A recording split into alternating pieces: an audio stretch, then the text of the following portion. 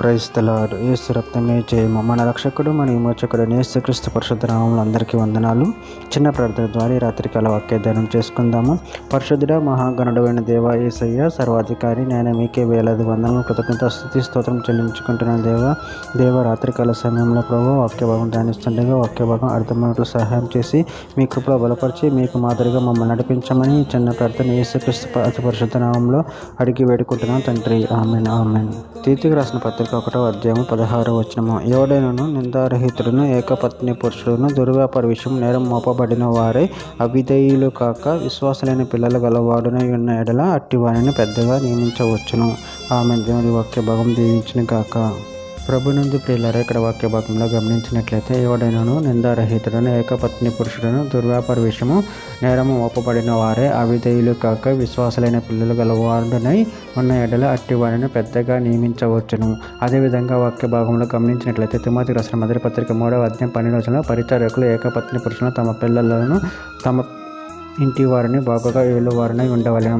తిమోతికి రాసిన మొదటి పత్రిక 3వ అధ్యాయం 2వ వచనంలో అధ్యక్షుడగువాడు నిందారహితుడు ఏకపత్ని పురుషుడును మితానుభావుడును స్వస్థ బుద్ధి గలవాడును మర్యాదస్తుడును అతిథి ప్రియుడును బోధింపదగిన వాడునై ఉండి తిమోతికి రాసిన మొదటి పత్రిక 3వ అధ్యాయం 4వ వచనంలో సంపూర్ణ మాన్యత కలిగి తన పిల్లలను స్వాధీనపరచుకొనుచు తన ఇంటి వారిని బాగుగా ఏలువాడునై ఉండవలను.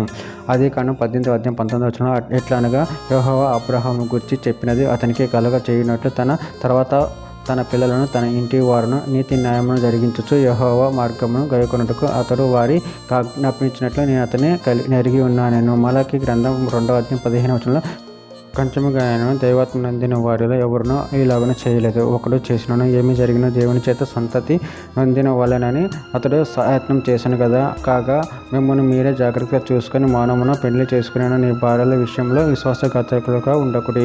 తిరుమతికి రాసిన మొదటి పత్రిక 3వ అధ్యాయం 5వ వచనం. ఎవడైనా తన ఇంటి వారిని ఎలా నేరకపోయిన ఎడల అతడు దేవుని సంఘమును ఎలా పాలించును. అపోస్తల కార్యక్రమం 20వ అధ్యాయం 8వ వచనం. దేవుడు తన స్వరక్తం ఇచ్చి సంపాదించిన తన సంఘమును కాయటకు పరిశుద్ధాత్మ మిమ్మల్ని దేని అధ్యక్షులుగా ఉంచను. ఆ యావత్ మందును గూర్చి మీ మట్టుకు మిమ్మను గూర్చి జాగ్రత్తగా ఉండుడి. చివరిగా ఒక మాట. తిమోతికి రాసిన మొదటి పత్రిక 5వ అధ్యాయం 17వ వచనంలో బాగుగా పాలన చేయి పెద్దలను విశేషంగా వాక్యమందు ఉపదేశమందును ప్రయాసపడు వారిని రెట్టింపు సన్మానముకు పాత్రలుగా వహించవలెను. ఆమె దేవుడి వాక్య భాగం దీవించిన కాక చిన్న ప్రార్థన చేసుకుందాము.